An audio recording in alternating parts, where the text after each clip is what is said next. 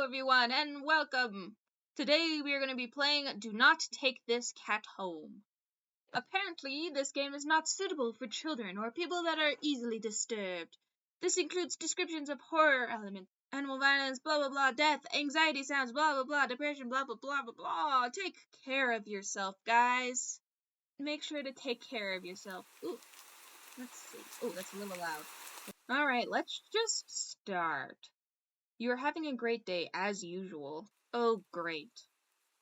It's the first time in a while that you felt like going out. But in the middle of your walk, it starts to rain. Typical. But maybe it's just a sign that you should have stayed home today. Yeah, you can always try again tomorrow. Right? You turn your head when... Meow. Huh? What was that? There are only a few people around on the street.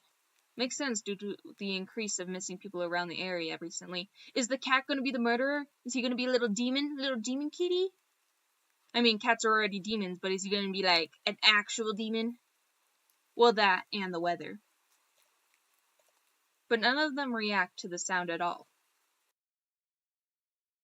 Curiosity guides your steps. You follow the sound to the entrance of a dark, dingy alleyway. You timidly enter the alley and walk forward. The ground dampens by the rain, making your steps sound louder and more confident than you actually feel. Finally, the sound source comes into view in the cold, dim light of the alley. At the end of the alley, in a big cardboard box, is a cat. Look at the little kitty kitty! Guess that should have been obvious. Yeah, judging by the title of the game, obviously. It's an interesting looking cat. Its pretty yellow eyes shine like gold among the dark sea of its black fur. It puts its front paws on the edge of the box and looks up at you. Meow. So cute! And it definitely knows it. You never had much of an opinion one way or another about cats before. Dude, you don't like cats? What's wrong with you? I can't be the protagonist. But if they're all like this one, it's a shock they haven't already found a way to rule the world. I mean, they kind of do. Have you ever heard of Egypt or Japan? I mean, that's two pretty large civilizations that worshipped cats right there. You don't think you'd mind bowing down to a feline overlord? Of course not! You look around the alleyway with a small frown. Who leaves a cat in a cardboard box these days anyways? Wouldn't they just jump out and leave the box eventually? Dude, it's a cat. What are you talking about? They're gonna stay in that box forever. The cat doesn't answer you. Yeah, I wasn't expecting an answer. Obviously. It also doesn't do as you suggest and leave the box. It's just looking at you, as if waiting for you to make the next move. Well, of course, he wants to go home with you. He wants all the belly scratches, and then he's going to tear up your hand as soon as you try to touch his belly. Of course I'm going to take the cat home. Take cat home. That's not even a question. You know what? You reach in the box and pick up the cat, holding it out in front of you. Why not? You're all alone, and well, I'm kind of in the same boat myself, so you bring the cat close. You didn't realize it was shivering until just now, but it slowly breathes easier as it presses against your chest. Why not stick together, right? At least for a little while. You think a little while will probably be more like a day. You'll be responsible and take it to a shelter tomorrow, but for now, let's get you out of the rain, okay? You stop by a small local pet store for some cat food, then head back home. You live in a modest apartment. 1 bedroom, 1 bathroom. You live alone. So it feels weird to have another living being inside it after so long. Even if it is just a cat. After locking the front door and placing the placing the cat on the floor, you watch for a moment as it curiously explores its new environment. Leaving the feline to its own devices, you set about making the both of you some dinner. You take out a can of cat food and open it with the tab on the top. You put some cat food on the saucer and click your tongue and call the cat over to you. It perks up at your beckoning and rushes over. It looks at the plate of food and completely ignores it. He wants to eat your soul! Not hungry, I guess. You try not to let it ignore you, or annoy you. The cat doesn't understand the concept of money to appreciate that you've spent your hard-earned cash on it. It's just a cat after all. I'll just leave it here if you're hungry later, okay? The cat rubs its body against your leg with a purr. You smile. It's enough of a thank you for you. It follows you into the kitchen as you start on your own dinner. You decide that you have enough ingredients for a sandwich. Bread, toasted. Mayo and mustard spread. Ew, mustard? Yuck.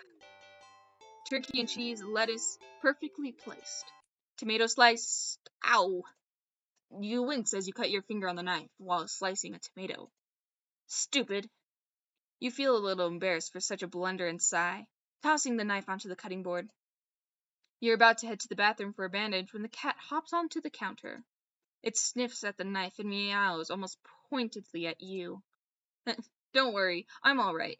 It was just a... You watch the cat start to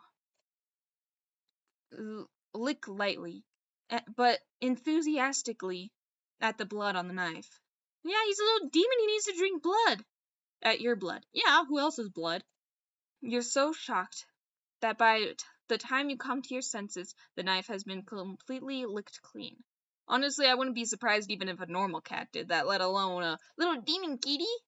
The cat sits back, staring at you. You feel a little uneasy.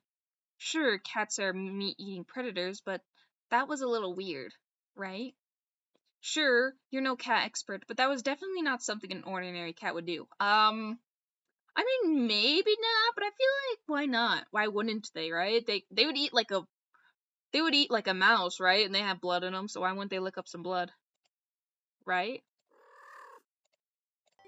Well, regardless, you're not about to abandon the cat in need while it's still raining outside. Not after your efforts.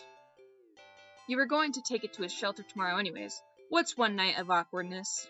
Weird or not, it's just a cat. A little demon kitty. The rest of the evening, unfortunately, goes downhill from there. Even after covering your finger with a band-aid, the cat keeps trying to lick at the wound. While you're eating your sandwich. While you're cleaning up the kitchen. While you're trying to watch TV. You gently push it away every time. But you're starting to get worried at its strange behavior. I think you need to live feed it. You need to go to the grocery store, and you need to go and give it a live mouse, like you do with snakes. You feed them live, you feed the cat live. It'll be fine. What if it got a taste of your blood and thinks now you're food? You're not sure what it'll do if it gets aggressive. Well, if it gets aggressive, it's not like it's gonna kill you. You just take it outside. You keep thinking about the cat food sitting in the corner, untouched. Oh, he's getting angry. He wants your blood. He's a little vampire kitty. Ugh, come on, enough already. You shove it away a little bit more forcefully this time, out of annoyance. You feel bad immediately, but before you can do anything, the cat meows sharply at you and dashes off around the corner and into the hall. You sigh deeply. At this point, you're just worried that it's going to take a bite out of you in your sleep. Maybe a vet will have an idea on how to calm it down. You can only hope. You don't have any other options left other than tossing the cow out in the rain. You find the number of the local vet. You pick up the landline and the lights just went out. Great, just great. Rain must have knocked out the power. Oh, my first thought was the cat went and chewed the lines or something. I didn't even think about the rain. I was just like, Demon Kitty, aw, why'd you do that, Demon Kitty? But you know what? The rain makes a lot more sense than the cat. You check your cell phone, only to find that it's out of batteries. Ugh, you're so unprepared. Wait, why do you have a landline? Is it because you always forget to charge your phone? You're such a... Oh my gosh, this protagonist. You must have forgotten to charge it before leaving out earlier. The outing had been so spur of the moment that it had no doubt messed with your usual routine. You grab a flashlight and turn it on. Ooh, now it's a horror game. It's quiet. Too quiet. Did the rain stop? But then, why did the power go out? You look outside. The sky is pitch black. What time is it? You turn to check the clock. Wait. It says help. Help, I think? I think it says help and kill. The cat sits on top of the digital clock staring at you.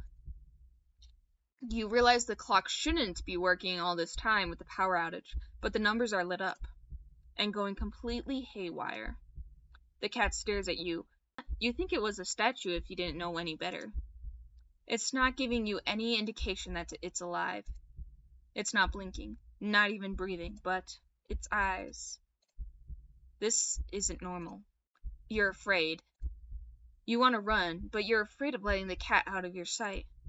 You consider tossing the cat out after all. Dude, just give it little chin scratches and let him bite you, and then you'll be fine. But why? Whoa. Why are we having static? Why are we seeing static? That's not how eyeballs work. As soon as the thought enters your head, you feel the sharp urge to vomit. I don't know about you, but when I feel like I'm going to vomit, I don't see TV static. I just feel the urge in my stomach. I don't see myself vomiting until I see it in the toilet. Those eyes. Its eyes hold you still, even with your flashlight trained on it. Its pupils are large, round, inky pits. The flashlight flickers. 12. The cat is gone. I should say midnight, not 12. Midnight is a lot more threatening than saying 12. Fear immediately grips your mind. The silence, punctuated with the rapid pumping of your blood in your heart, is overwritten as your ears slowly start to pick up the sound of static all around you. Static? Now we're hearing static, we see static, we hear static. Are we like a robot? I think we're robots. Our protagonist is a robot, that's why he likes mustard, because no sane person likes mustard. We must be a robot. How is the clock working with no power? You don't know why such a question matters at the moment. But you feel as if having the answer will make sense out of everything that's happening. That order will be restored. But no answer comes to mind. You back away from the clock, and feel as if the air itself coils tightly and abruptly in response, like a predator preparing to pounce, but waiting for the next moment. But you're afraid to move. You're afraid to even take a breath. But you can't stay still forever, right? I mean, you could stay still until morning. Then you would be able to see at least. Whatever is watching you, it can already feel its impatience. It's too eager.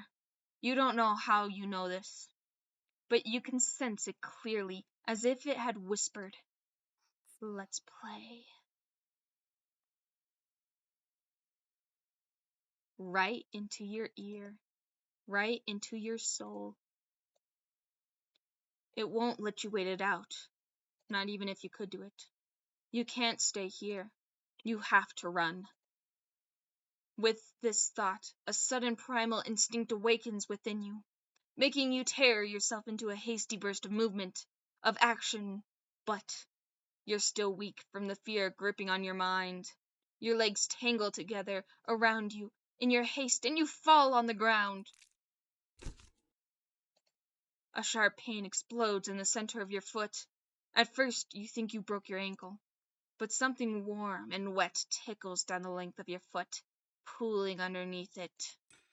You hear the sound of metal scraping on the tiles after skidding across the floor, as if it had been kicked.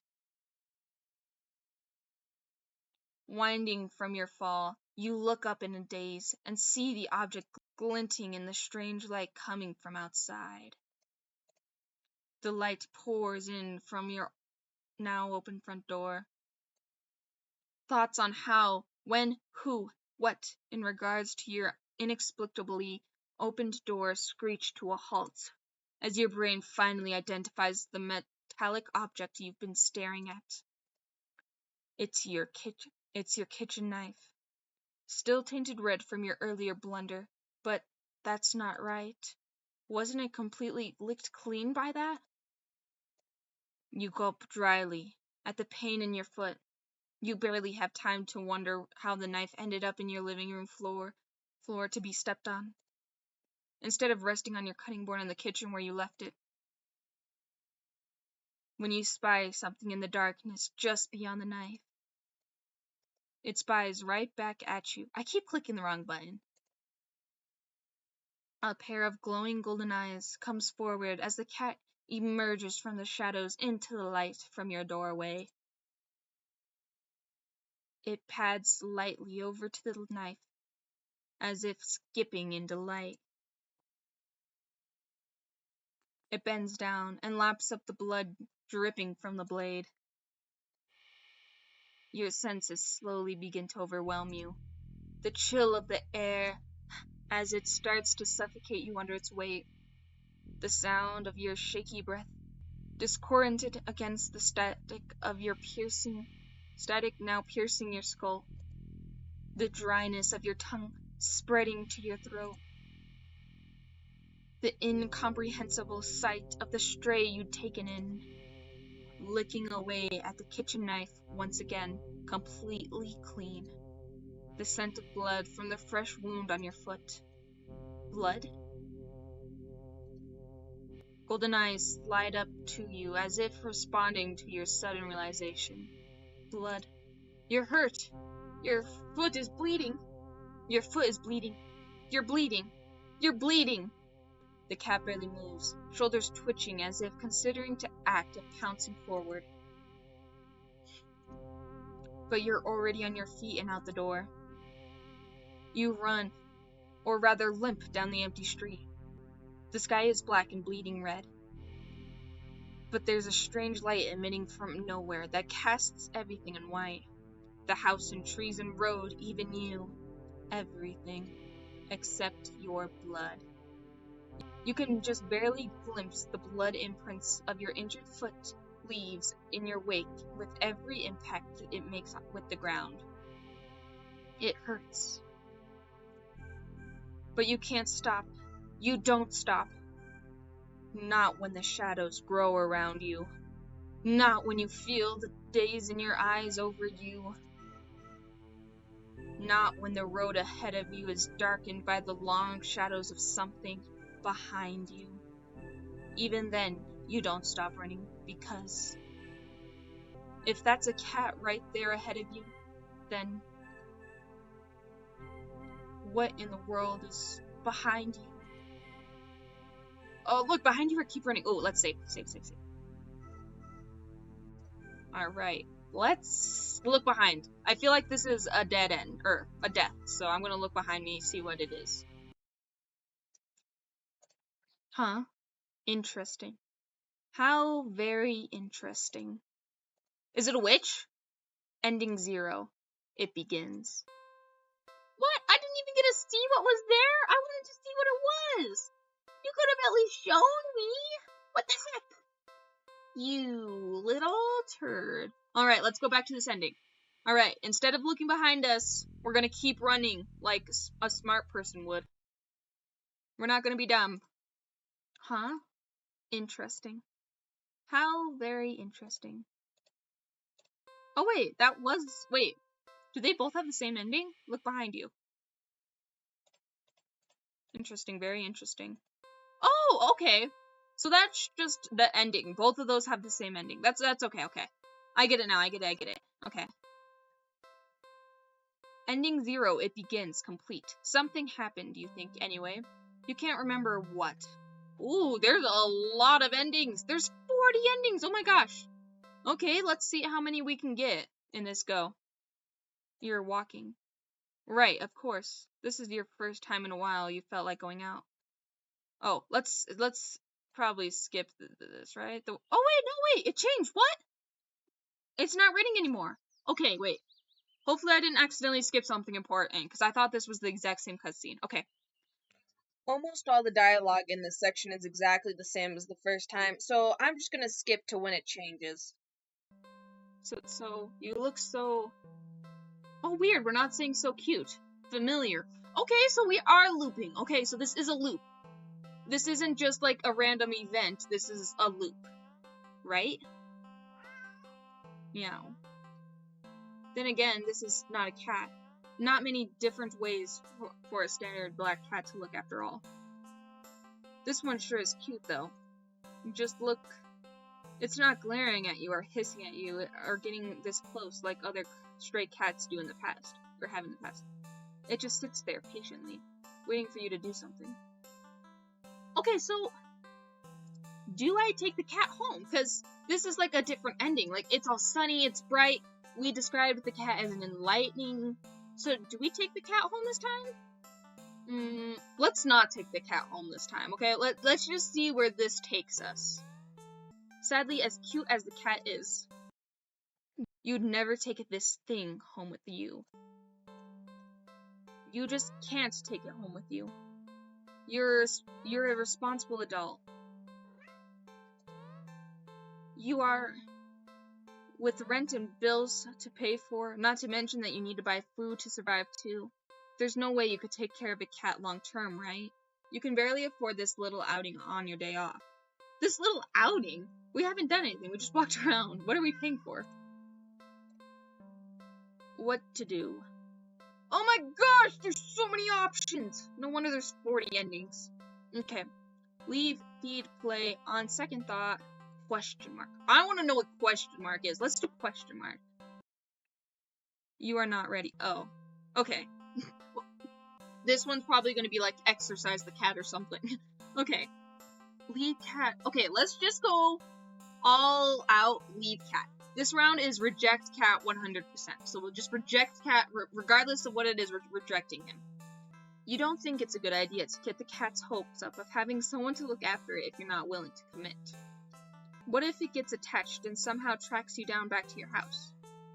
Oh, I swear I did not click that. I don't know what that was. I missed that part. I swear I did not click it. It just went too fast. Sorry, see you around, I guess. You stand up. The cat watches your every move. You make it halfway out of the alleyway when the cat meows almost pitifully at you. I'm not taking you. This is the... Oh wait, ignore. Oh wait, yeah, ignore. This is the 100% nope round. Yep. No, nope. You need to nip this in the bud and get on with your day. It's what's best for both of you. You leave the alleyway and continue on your way. Wait, what was I doing? And all the excitement of dealing with your furry dilemma. You'd forgotten that you'd still hadn't decided on what you were going to do for your day off. Oh, what? Okay. Alright. We need to go to a place that a cat would absolutely despise. So we're going to go to the dog park. Because I feel like the cat is either not going to show up, or we can very easily dissuade it from following us, if there's dogs there. You decide to take a stroll in the park, or something. The only one within walking distance is a nearby dog park. You think it'll make you feel better. First you see a cute cat today, and now you get to see a cute dog. Several of them, in fact. This park is bustling with owners and their canine companions. Playing, frisbee, fetching, running, jumping, even napping. Such cuties. Whatever. Do we not like dogs? Like you'd want anything to do with these mangy mutts. Are we a cat? I mean, I am a cat, but I still like dogs, okay? I'm a dog and a cat person, okay? Just because I'm a cat doesn't mean I have to hate dogs. That's a stereotype. Don't you dare stereotype me. What's wrong? You didn't think that. Oh, is the cat mind controlling us now? He's telepathically controlling us? You decide to move on. The dogs all look so adorable. You want to pet every single one you come across. But you know not all the owners are cool with strangers just walking up and manhandling their pets. Not all dogs appreciate it either. So you stroll around the path, trying to exude your welcoming aura that will beckon one of the cutie dogs to come to you. You don't have to wait very long. This music is so weird. I don't know how loud it is for you guys, but this music is so weird. I'm going to turn that down actually a tiny bit. It's like I want to say like tribal almost, just because of like not tribal. It feels tribal, except instead of using a string instrument, they're using like whatever that instrument is. I don't know. Ignore what I'm saying. Just ignore. It's a snot. A baby! Look at the baby! You stop as the smallest, cutest dog you'll ever seen scampers up to you, blocking your path. Look at the little guy! Oh, 1 second. Save. No wonder there's 40 endings. Leave the park. Keep the puppy! Kill the puppy! What kind of sick game am I playing? Eats the puppy! No. We are going to pick up the puppy. All these options right here are unacceptable. And I know in the future I'm going to have to click on them. But not right now. I refuse. Pick up the puppy. I do not like that face. Drop it. Hold on. Wait. I didn't click an option. Did I not react fast enough? I didn't know this was a timed event. Ah! Terrified, you dropped the puppy on the ground. I didn't choose that. I guess it's a timed event kind of thing. That's so weird. Okay, whatever. Timed event. We didn't click it fast enough.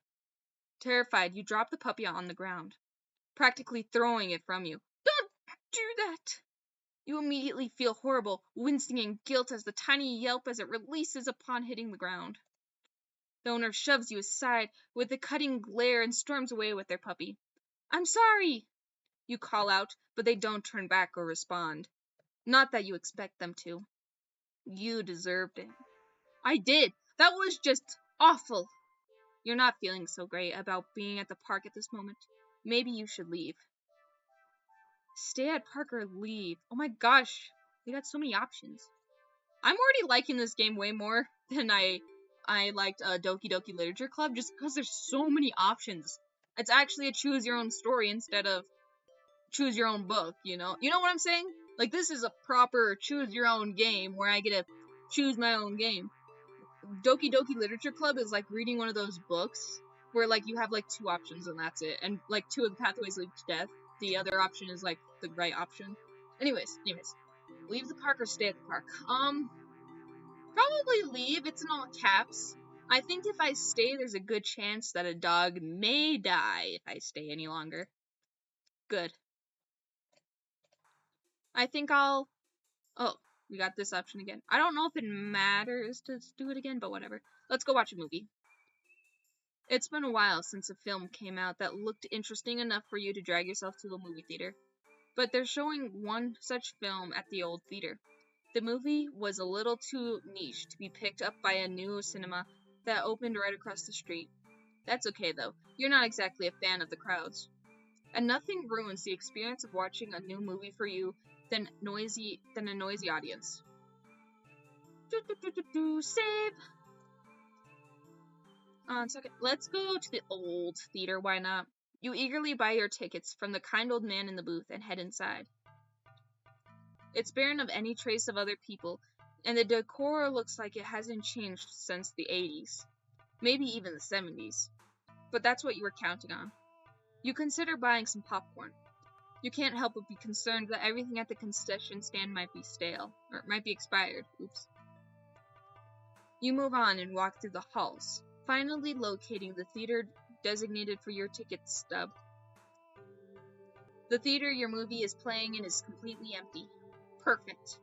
You pick a spot right in the middle, even counting the seats and taking into consideration the gaps to the staircase.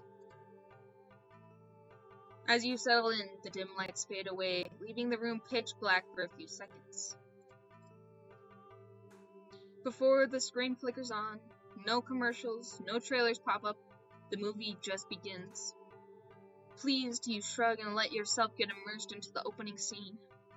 But just as you're getting into the premise, the doors open behind you, momentarily casting light onto the room and ruining the atmosphere. You hold in your frustrated sigh. It's a public establishment after all.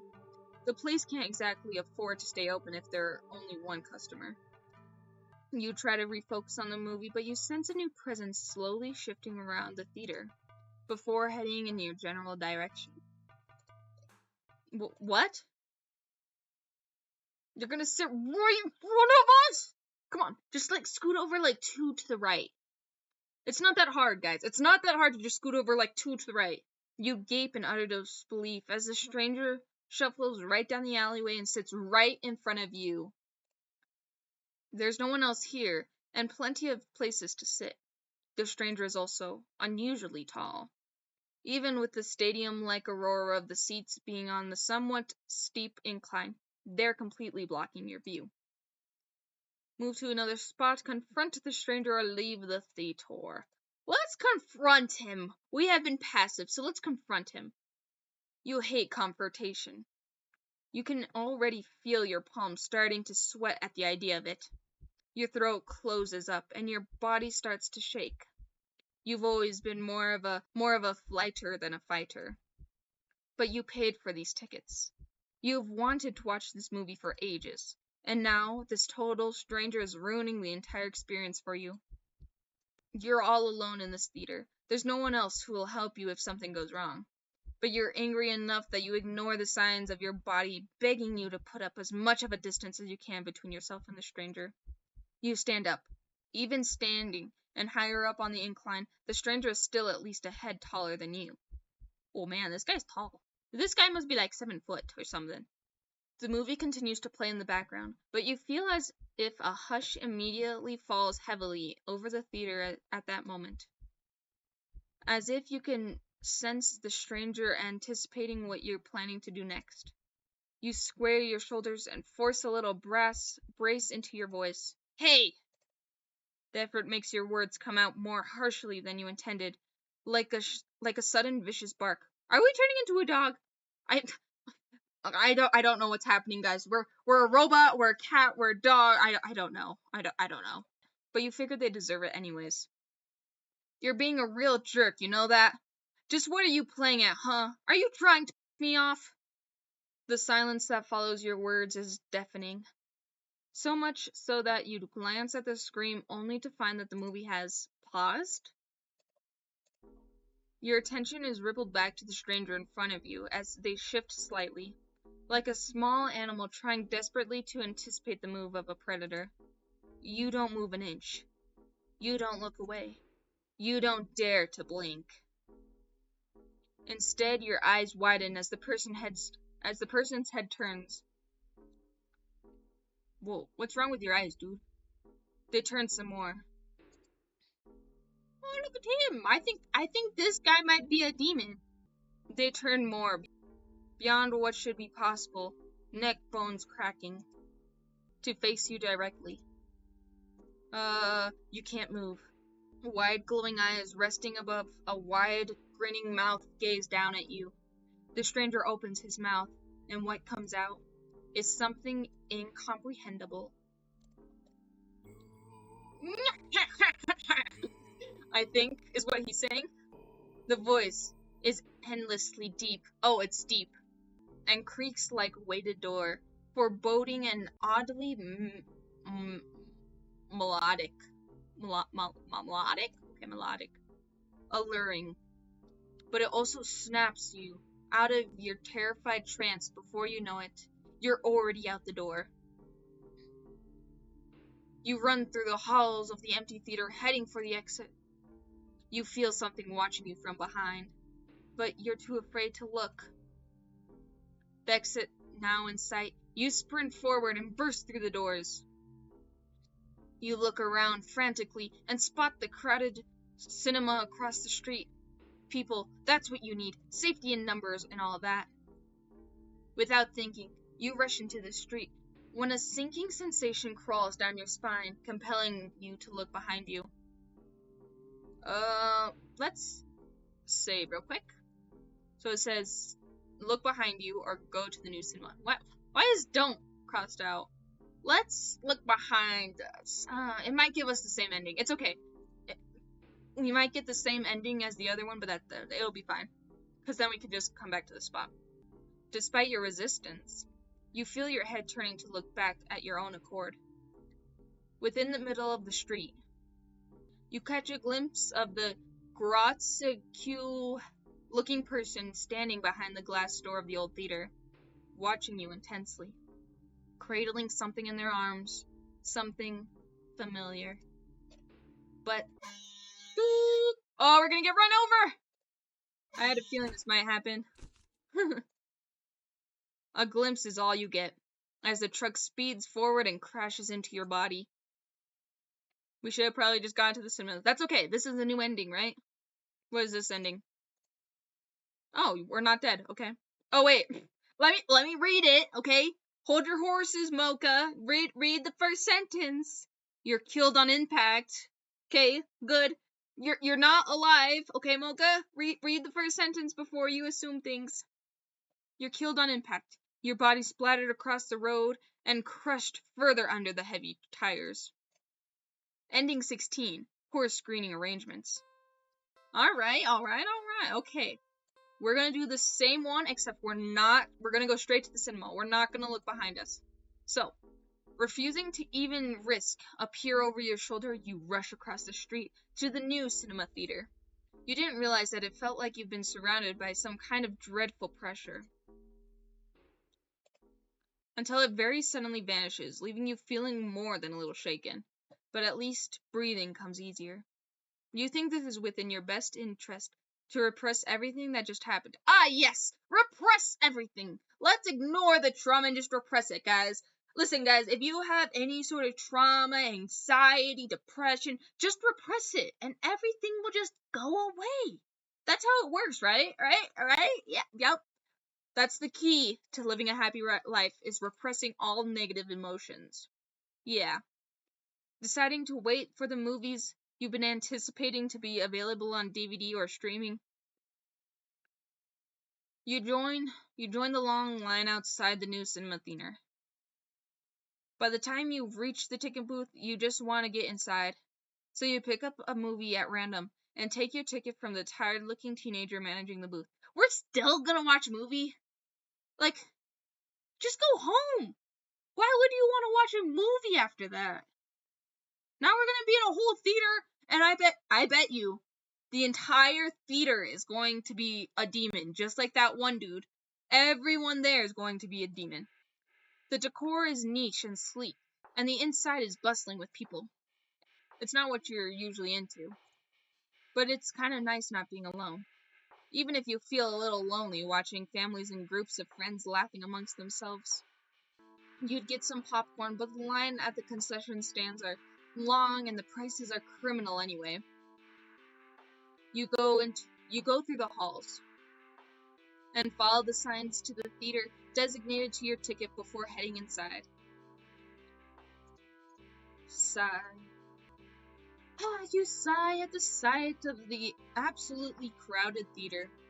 You head towards the seat only to be told by the person next to you that it's been saved for someone. This happens a few more times before finally managing to get yourself settled in a seat unknowingly off-center to the screen. But the screen is at least visible, if not a little too close, so you grit your teeth and bear it. The lights fade out, but the chatter doesn't. The rest of the audience seems content to talk through the commercials and even through the trailers. You figure the chatter will stop when the movie actually begins. But it doesn't even get slightly quieter on the opening scene starting to play out. You sigh out loud, not thinking anyone will hear you anyway. This is why you avoid movie theaters like the plague. Oh, Kitty! Why is Kitty on the screen? Suddenly, the screen changes, showing the face of a black cat. Why does this cat hate us? A familiar black cat. Confused murmurs fill the room, but then... Oh, so everyone else can see it too. So, I guess this demon kitty is not just hunting us. The next 2 minutes of audio got distorted, so I'll just describe what happened. Basically, everyone began chanting with the cat. They noticed that we weren't chanting along and start to stare at us, so I have to decide whether to leave the theater or start chanting with them. I decide to go and chant along with them, which seems to calm them down. The air in the theater becomes lighter once again.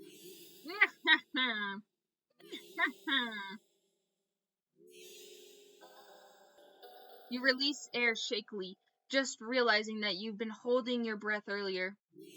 You feel stuck. Surely you can't just up and leave right now. Not after whatever all that was. The people around you all seem fine now. But there's no telling if they'd be aggressive at you for even moving too much. Never mind outright getting up and leaving. You decide to let this run its course. Hopefully, someone will come along. Right? Or at the very least, turn the film off? You continue to chant along with everyone. Oh my gosh, how many times do I gotta say nah? You start to feel lightheaded. You feel as if you could fall asleep, but your eyes don't feel heavy in the slightest. You try to look around and gauge the other's emotional state, but you can't seem to look away from the screen. You try again, but you're still locked into eye contact with the cat on screen. I'm not saying that anymore. How many times do I gotta say nah? You attempt to physically force your lines of vision away. You steel your nerves, ready to throw yourself to the ground if you need to. But your body only gets as far as tensing up for a moment before completely losing itself again, making you lay back limply in your seat. You think you should be panicking right about now, but even your brain feels limp. Your thoughts are vaguely muted, pastel pink, airy, sickeningly sweet, and loosely spinning, like cotton candy. Oh, this isn't too bad. Maybe this cat's trying to help us. Maybe he's going to bring us to heaven. Maybe he's an angel. You like cotton candy. You think you shouldn't mind your thoughts and body being like cotton candy either. Exactly. That sounds wonderful. So why get up and ruin that? Exactly. This cat is just a little angel. He's going to bring us to heaven. It's nice here. You're more at peace than you ever felt before in such a crowded room. Still chanting, you've never felt so aligned and in tune with another person, let alone with an entire room full of complete strangers. You're not alone. Out of the corner of your eye, the person next to you starts to sink back even further into their chair. Then they sink more, then more. Not like they're slouching or reclining, but more like they're... Oh, okay. His eyeballs just sunk. Deflating. Their skin bunches up and wrinkles like fabric as if their muscles, their bones start to disintegrate. Their eyes dim before sinking into their sockets. Their mouth still attempting to chant, falls open over a cut-off "neh," gaping as the word ends up awful in an awful hiss, a final weak release of air. You muse thoughtfully about whether or not you should be distressed at the sight. But even then, the blanket of peace doesn't leave you. Suddenly, from the pile of your skin and clothes next to you, you see a lump moving around. You watch in a daze, fantasized as the lump makes its way to the parts of the skin where the head used to be, and around the mouth crawls a tiny black cat. Okay, I don't know how to feel. The cat looks so cute, but the person looks a little mushy. All right, let's turn into a cat. I want to be a cat. Come on, turn me into a cat. You can hear the familiar hissing sound all around you now, as the inflating chants start to fade, only replaced by the faint meowing of kittens. Turn us into a cat! Finally, your voice is the only one still chanting, still human, and alone. Why are we not turning into a cat? Turn us into a cat! You don't want that. You can't go back to that. Not again. Not again. Please. Just then, you go completely limp. Your body feels light, but it must as well weigh several tons, because you realize quite suddenly that you can't move, not an inch. You can't shift your eyes to look around. You can't even breathe. But somehow, the chant continues to crack weakly from your mouth. Nyeh. A few kittens come forward and perch themselves on the chairs around you, watching your sinking body, meowing as they wait for their youngest sibling to emerge from you. Dozens of glowing eyes peer down at you, and as your eyes start to cave into their sockets of your softening skull, you manage to make out the silhouette of a familiar cat perched on the seat right in front of you. Your vision finally fades, and as that same hiss of air expels itself from your mouth, the last thing you sense is something small and alive shifting eagerly around your skin. Ending 18. Happy birthday! That was the best ending yet! We had kittens! I think that's the perfect ending to end off. It was so wholesome, guys, so wholesome. Didn't you see that guy's eyes sinking into his skull? Wasn't that just glorious to witness? And his awful, ragged, dolly, ugly skin with the cat in his mouth? Wasn't that just so wholesome? It was just so wholesome. I think this is the perfect place to end off. We have 3 endings. Ending 0. Ending 16. You get to the old theater, enjoy a film with an interesting stranger. And ending 18, you have a front row seat to a touching reunion of multiple siblings at the new cinema. The touching reunion of multiple siblings! How is that just not the most adorable thing you ever did see? So if you guys like this, remember to like, comment, and subscribe. And I will definitely be making a few more episodes of this. We might not get to every single ending, but we're definitely going to at least have a few more episodes. Because this is a great game. Considering I don't like story games that much, I like this one. So without further ado, I'll see you guys later. Bye-bye.